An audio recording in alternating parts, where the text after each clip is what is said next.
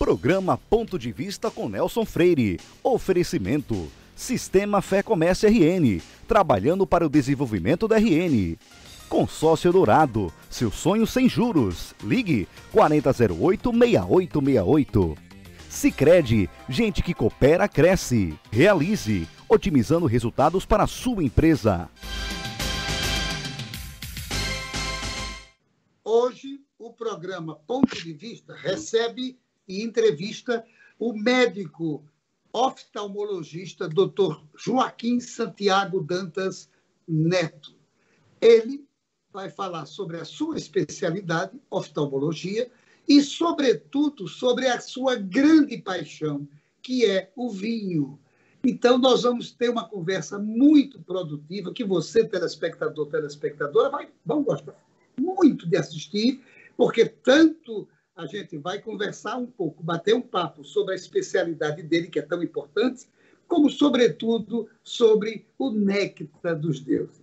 Doutor Joaquim, eu não tenho palavras para lhe agradecer, por você ter aceitado o convite de participar desse programa de hoje, especialíssimo, tanto pela sua especialidade, que é muito importante, mas cá para nós, sobretudo, porque você é um expert no néctar dos deuses, e isso nos deixa muito alegres. Muito obrigado a você mais uma vez por ter aceitado o convite. Que é isso, Nelson. Eu que agradeço o convite. É um prazer estar aqui no Ponto de Vista, né, para a gente discutir sobre a minha especialidade, né, que é a oftalmologia, como você falou, e falar um pouquinho sobre vinho, porque eu conheço muito pouco de vinho. Eu não sou tão expert, não. Mas é o mundo, né? Mas as conversas que eu tenho tido com você sobre vinho são altamente importantes. Você nos ensina, a nós que somos neófitos, nos ensina muito sobre isso. Agora, doutor Joaquim, quando e por que você resolveu fazer medicina? Assim, na verdade, Nelson, minha mãe fala que desde 7 anos que eu falo que quero ser médico, né? Eu tive influência muito forte do meu tio e do meu padrinho, que são médicos, né? Então, eu sempre achei a profissão muito bonita e sempre gostei de ajudar as pessoas e vi na medicina isso como um encontro de, vamos dizer assim, de prazeres, né? Então, a medicina para mim foi um caminho muito fácil de escolher, graças a Deus. E por que oftalmologia? Então, como eu lhe falei, esses meu tio e meu padrinho, né, que são meus parentes, têm na oftalmologia como especialidade. Então, eles sempre me apoiaram muito, né, sempre me trataram como, Joaquim vai ser nosso sucessor e tal. Então, eu sempre abracei, vamos dizer assim, essa influência, né, e graças a Deus sou muito realizado na minha profissão, né, desde a época de faculdade que eu já tentava seguir, acompanhar os ambulatórios de oftalmologia. O meu trabalho de conclusão de curso eu fiz baseado em oftalmologia, né? Foi até um pouco mais difícil, porque os outros colegas todos foram para outras áreas e eu acabei sendo um pouco diferente nisso aí, mas foi uma escolha mais acertada que essa é impossível. Agora, qual a sua especialidade dentro da oftalmologia? Então, dentro da oftalmologia, a gente tem diversas grandes áreas, né? Eu sou especialista basicamente em retina, catarata e ultrassom, né? São as atividades que eu desempenho. Apesar de na oftalmologia a gente ter muita atividade como oftalmologista geral, né? A maioria dos pacientes procuram para fazer óculos e nisso, no exame geral, você acaba às vezes descobrindo uma outra patologia, né? Você é retinólogo. Você cuida da retina dos pacientes. O que faz um retinólogo? Quais as coisas mais importantes que você, como médico especialista em retina, você desenvolve quando o paciente lhe procura? Então, assim, boa pergunta, Nelson. A retina hoje é uma especialidade que, graças a Deus, ela se desenvolveu muito, né? Graças ao progresso tanto dos métodos de diagnóstico, dos exames de imagem, como dos medicamentos e tudo mais, a gente hoje consegue oferecer para o paciente uma gama muito maior de terapias, né? De soluções para os problemas. A retina, a gente brinca que é o cérebro do olho, né? Mas ela realmente é uma projeção do cérebro para o olho. Então, é uma estrutura importantíssima para que a gente tenha uma boa visão.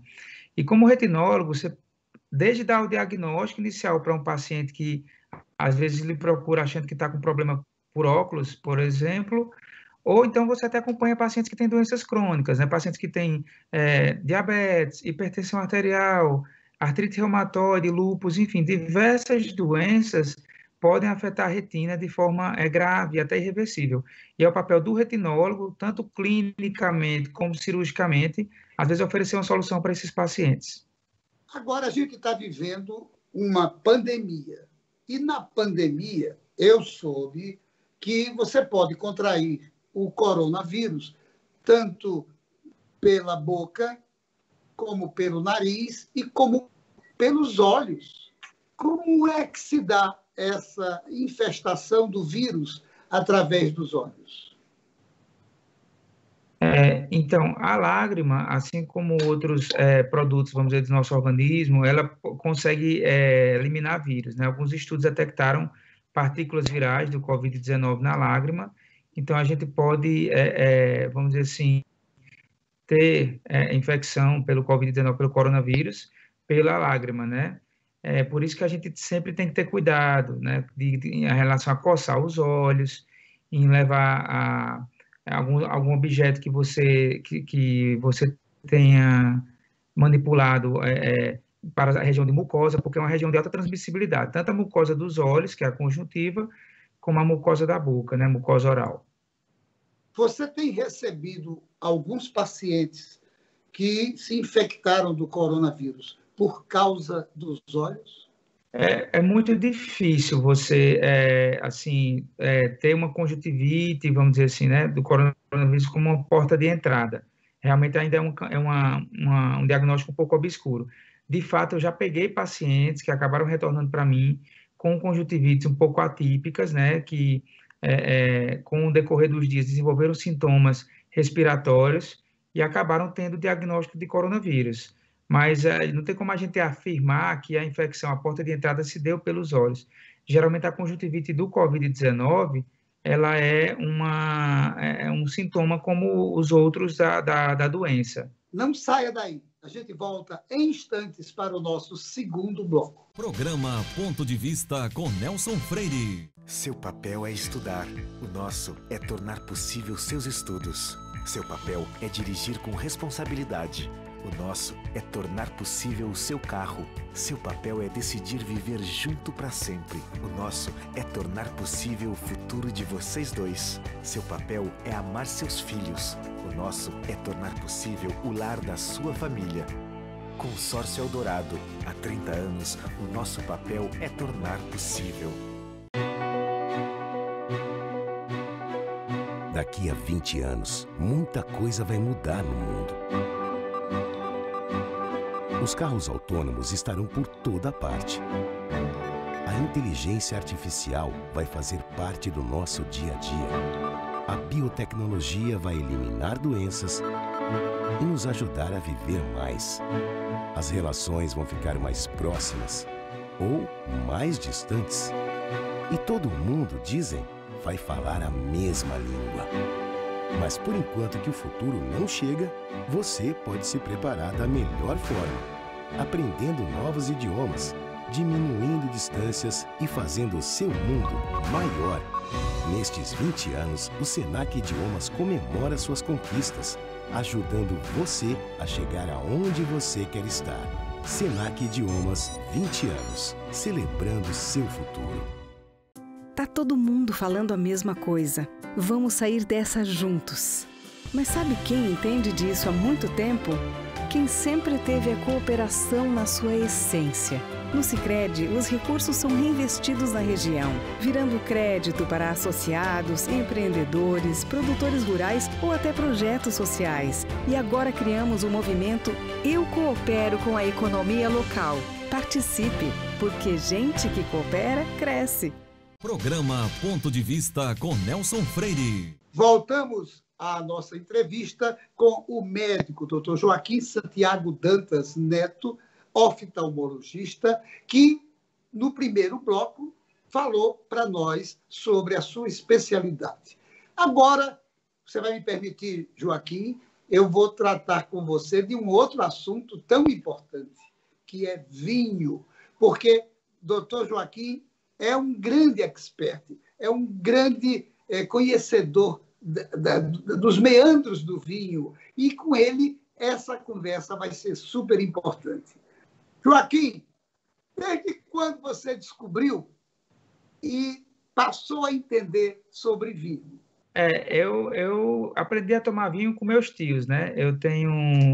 Meus tios sempre gostaram muito de tomar vinho, e uma das bebidas iniciais minhas, vamos dizer assim, quando eu comecei a ingerir bebida alcoólica, foi o vinho, né? Que é uma bebida que se confunde com a história do ser humano, né? Então, é uma bebida que realmente é muito rica em história, em aromas, e é uma bebida realmente apaixonante.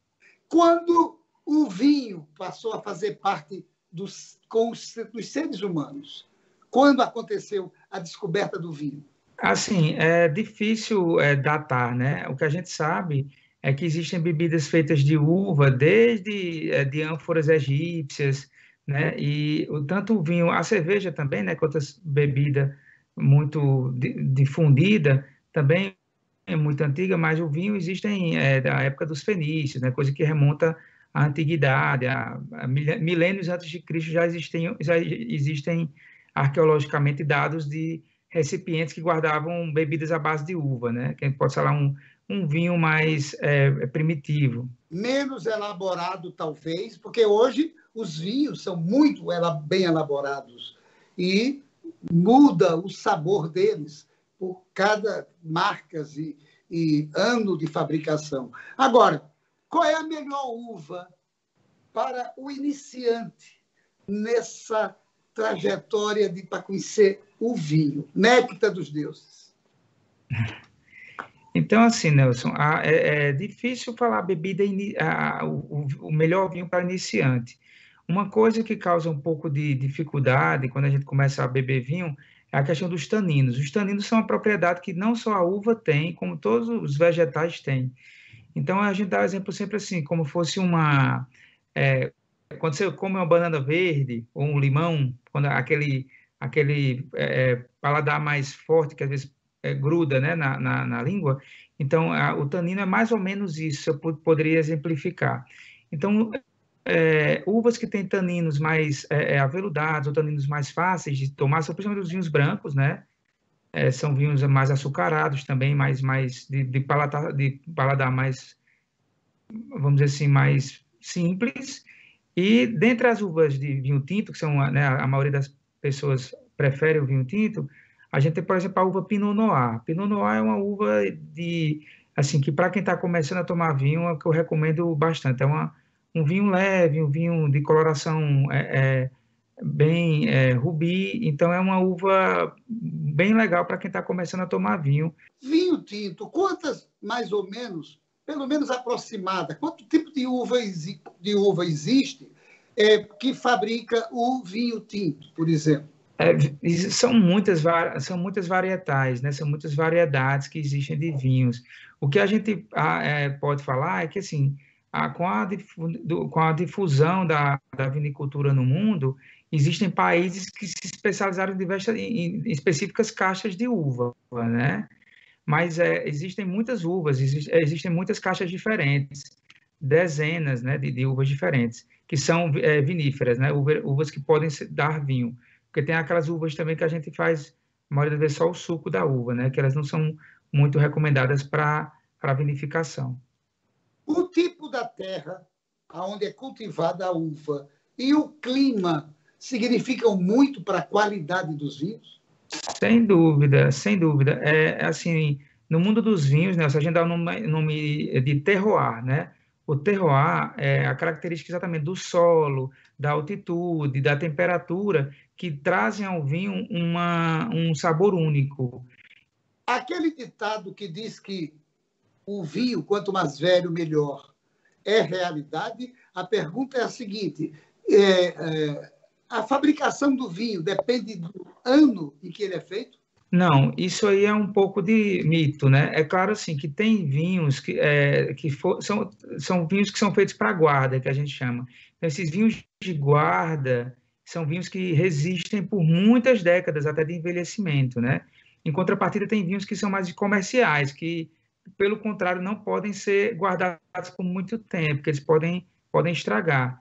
Mas a gente tem exemplares, principalmente de vinhos bordelês, né, de vinhos franceses, que suportam décadas, né? Tem pessoas que degustam vinhos da década de 40, que conseguiram resistir ao tempo. Então, são exemplares únicos de vinho, mas a história de que quanto mais velho o vinho melhor, não é bem uma verdade, não para todos os tipos de vinho, né? Uma pergunta que não me quer calar. Qual a melhor uva para o paladar da mulher? Então, Nelson, a mulher, por sua sutileza, por sua delicadeza, né? A mulher, em muitos casos, a mulher prefere, às vezes, vinhos mais aromáticos, vinhos espumantes, né? Os espumantes são muito apreciados pelas mulheres, vinhos brancos e rosés também. Joaquim, como é que se faz o vinho rosé? Porque o vinho tinto tem aquelas uvas negras, o vinho branco são aquele outro tipo de uva. E como é que se fabrica o vinho rosé? Então, o vinho rosé, Nelson, ele é um vinho que geralmente se utiliza de caixas de uvas de vinho tinto, né? Ele difere um pouco na produção, na questão de maceração das cascas, mas ele é geralmente um vinho que se utiliza de uvas de vinho tinto. Assim como tem também vinhos brancos que são feitos de uvas tintas, mas sem a casca. Porque exatamente o que dá a coloração da uva é a casca da uva, né? Como se supõe, né? Na verdade, é a casca da uva que define a coloração? A casca da uva define a coloração. E essa tonalidade, essa cor dos vinhos, ela vai ser dada tanto pelas cascas, né, como eu falei, também pela guarda nas barricas, né? As barricas vão ajudar também na questão dos taninos, né? As barricas de madeira, geralmente de carvalho, elas dão o sabor dos taninos ao vinho. Doutor Joaquim, eu vou fazer uma pergunta meia maluca, mas eu vou fazer. Por que é que se balança a taça de vinho? Então, o balançar do vinho, quando você balança o vinho, você está, na verdade, aerando o vinho, né?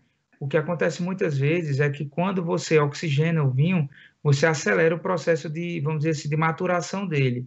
E muitas vezes a gente faz esse balançar do vinho exatamente para você aumentar a superfície de contato do vinho com o oxigênio, com o ar, né? Isso muitas vezes demonstra realmente o potencial e o sabor real do vinho. Uma outra pergunta que eu quero lhe fazer, eu não sou expert em vinho, pelo contrário, mas ouvindo você, me dá uma vontade imensa de saber mais. Porque você é um grande conhecedor, é um grande aficionado. É isso, né? É verdade. Obrigado. É verdade. Tivemos uma conversa recentemente e foi essa conversa que me deu a ideia de falar com você, de bater esse papo maravilhoso sobre vinho. Agora, qual a importância do decanter?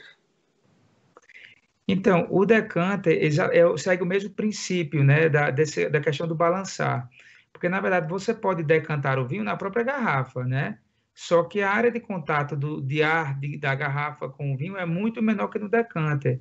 A gente pode perceber isso até na própria, na entrada, na boca do decanter, geralmente são grandes, né? Então, isso faz com que o vinho fique com a superfície de contato bem maior com o ar. E para determinados tipos de vinho, né, é importante você decantar. Por exemplo, vinhos italianos, como são famosos por isso, que é o Barolo, existe às vezes a necessidade do Barolo ficar decantando o dia inteiro. Tem, né, alguns sommeliers e aficionados que deixam o vinho o dia inteiro decantando para realmente mostrar o potencial dele, né? Mas isso é específico para determinados tipos de vinho. Não é todo vinho necessariamente, Nelson, que precisa de decantação. O que é que você acha do vinho francês?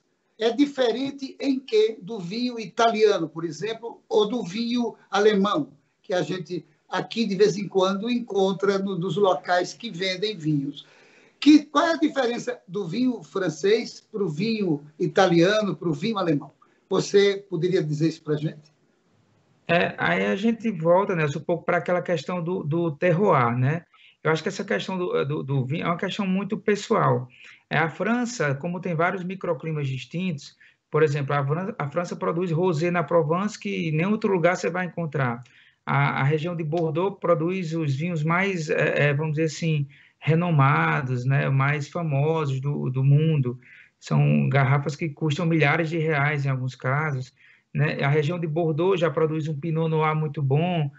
Mais ao nordeste da França você tem o vinho Beaujolais, que é um vinho também muito, suave, que também é muito recomendado para quem está começando, né?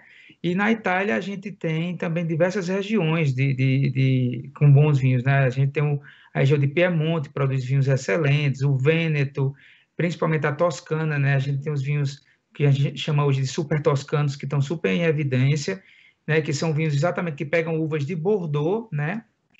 E são cultivados na Itália, né? E esses vinhos super toscanos também são vinhos super valorizados hoje em dia, né? Apesar de ter sido no início um pouco criticados, né? Porque a Itália tem muito apreço pelas uvas próprias dele, a uva, como a gente já falou, a Primitivo, a Barbaresco, né?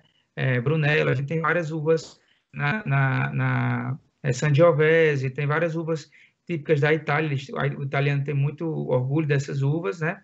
E, por último, a Alemanha é muito forte em vinhos brancos, né? Desde a época medieval, que a Alemanha produz vinhos brancos de qualidade, que são das uvas Riesling, né? Que são as mais famosas, né? Doutor Joaquim, e os vinhos portugueses? O que é que você acha dos vinhos portugueses? Os vinhos de Portugal são magníficos, né? Portugal é um país que desde do século XVIII, né, teve o célebre Tratado dos Panos e Vinhos, né, com a Inglaterra, que Portugal mandava vinho e a Inglaterra enviava tecidos para Portugal, na época da Revolução Industrial. Então, desde essa época, Portugal se firmou como um dos grandes produtores de vinho do mundo, né? E nisso os ingleses difundiram muito o vinho português. E Portugal tem, realmente, pelo clima seco, né, da região do Alentejo, da região do Dão e do Douro, que são as três das principais regiões de produção de vinho de Portugal, produz vinhos sensacionais também, né, muito complexos, e tem desde vinhos excepcionais de um custo mais em conta, até vinhos também mais caros, como na Europa a gente encontra muito, né, vinhos de um vamos dizer assim, um padrão de valor um pouco mais alto. Mas a gente também encontra, claro, vinhos de excelente qualidade por um preço mais acessível também. Aqui na nossa América do Sul, se fabrica bons vinhos e aonde eles são fabricados? A gente tem duas potências do vinho hoje, né? Que a Argentina e o Chile são grandes produtores de vinho, né? Estão entre os 5 maiores produtores de vinho do mundo. O Uruguai vem produzindo também bons vinhos. O Brasil produz vinho também, na nossa região do Vale dos Vinhedos, no sul do Brasil, é uma região que produz um merlot excelente. O vinho produzido à margem do São Francisco, na Bahia, que é coisa recente, o que é que você acha deles? Os vinhos da gente aqui do Nordeste são vinhos de mesa, né? Na sua maior parte são vinhos de mesa. São vinhos que são mais doces, né? Pela própria característica das uvas, porque a gente sabe que uma uva que também tem mais açúcar, ela é uma uva mais alcoólica, né? Então, ela produz mais álcool pelo maior teor de açúcar. Então, é um vinho mais de paladar, né? Vinho para ser degustado em mesa, vinhos de dia a dia. Uma outra pergunta que se fala muito no vinho produzido na África do Sul. Você, como conhecedor de vinho, como degustador de vinho, certamente já bebeu muitos vinhos produzidos na África do Sul. Qual o seu ponto de vista sobre eles? A África do Sul é sempre um prazer falar da África do Sul, porque eu passei minha lua de mel lá e tive a oportunidade de visitar algumas vinícolas lá. E realmente a África do Sul produz vinhos sensacionais hoje, né? De todas as variedades. E a gente tem como vinho símbolo da África do Sul hoje o Pinotage. A uva Pinotage, ela é um assemble, né? Ela é uma reunião de duas uvas, que é a uva Cinsault, né? Que chama-se de Hermitage, também por isso que que tem esse sufixo age, e a Pinot Noir, né? Apesar do Pinotage ter nome de Pinotage, ele tem mais características da uva Hermitage. E eles produzem grandes Pinotages hoje em dia na África do Sul, né? Vinhos premiados, né? Nas diversas regiões. A gente tem basicamente 4 regiões produtoras de vinho lá, fortes, tem várias, né? Mas 4 maiores, né? Que são todas na região da Cidade do Cabo, e são vinhos de excelente qualidade. E a gente tem excelentes vinhos brancos também na África do Sul. Joaquim, com tanto conhecimento sobre vinho, eu vou fazer uma pergunta capciosa, muito capciosa para você. Por que você não escreve um livro sobre vinho, orientando os iniciantes nessa arte de beber vinho? Não, eu acho o seguinte, eu acho que o vinho é igual à medicina. Você estuda, você degusta a vida inteira, mas você nunca pode achar que sabe tanto, assim, você sempre está aprendendo, né? Sempre tem alguém para ensinar, e pode ser um dia, né, que se eu achar que eu estou preparado para colocar isso tudo em papel, mas eu acho que tem muita gente que sabe muito mais que eu. Eu vou fazer um atalho antes do livro. Eu vou fazer um convite aqui no programa para você ser um articulista do blog Ponto de Vista. E uma vez por semana, aos sábados, falar sobre vinho. É uma coisa que muitos leitores me pedem e me reclamam. Você não tem nada sobre vinho. E vinho está na moda. Vinho é uma bebida que está realmente sendo aceita demais aqui em Natal e no Rio Grande do Norte. Fica desde já o convite para você aceitar e escrever uma vez por semana uma coluna sobre vinho. Espero que você aceite o convite. Obrigado, Nelson. Obrigado pelo convite. Vamos amadurecer essa ideia aí para a gente escrever alguma coisa para os leitores, para os espectadores do programa e do blog também, né? Claro. Sem dúvida. Eu quero que você amadureça logo, porque as cobranças acontecem toda hora. Você está precisando escrever um pouquinho sobre vinho, porque nós, leitores, dizem alguns, somos apreciadores de vinho, mas muitos não têm o conhecimento das coisas. E essa aula que você está dando é fundamental. Joaquim, o tempo do programa é bem curtinho, está terminando já. Eu queria que você desse suas palavras finais àqueles que, como eu, apenas gostam do vinho, mas não têm conhecimento. O que é que você dirá para esse telespectador que quer começar agora a descobrir os mistérios do Néctar dos Deuses? Bom, eu agradeço, né, Nelson, por você ter me convidado para a gente falar de um tema tão interessante, um tema tão vasto, né? O programa não dá para a gente falar mais, porque realmente é um mundo de coisas que existem sobre o vinho. Desse mundo eu tenho um pequeno conhecimento, uma pequena parcela que eu entendo, e eu acho que sim, o vinho é uma bebida extremamente social, é uma bebida que tem muito valor, vamos dizer assim, de convívio, é uma bebida que você sempre liga ela a um jantar romântico, a celebrar quando você nasce um filho, quando você fecha um negócio.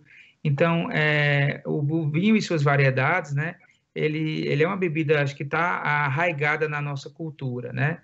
Eu acho que é por isso que é tão legal falar sobre ela, porque realmente é uma bebida diferente das outras, tanto pela sua complexidade, pela sua variedade, como pelo prazer que traz quando a gente está em convívio, né? Nessa época de quarentena que a gente ficou tão recluso. Eu acho que agora, quando voltar todo mundo a se reunir, vai ser muito especial poder brindar com os familiares e com os amigos, tomando um bom vinho. Grande abraço. Mais uma vez, eu agradeço por você ter aceitado o convite, de bater esse papo.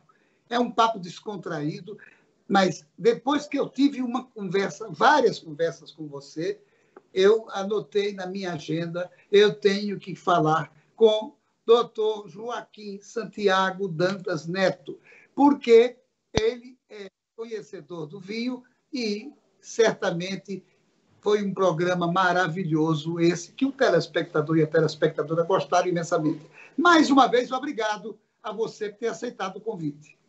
Muito obrigado, Nelson. Obrigado você, obrigado a Marcelo, obrigado à equipe do programa Ponto de Vista. Valeu pelo convite. Forte abraço. Valeu. E a você, meu amigo, minha amiga, muito obrigado pela sua audiência. E a certeza de que no próximo Ponto de Vista traremos outro assunto do seu interesse.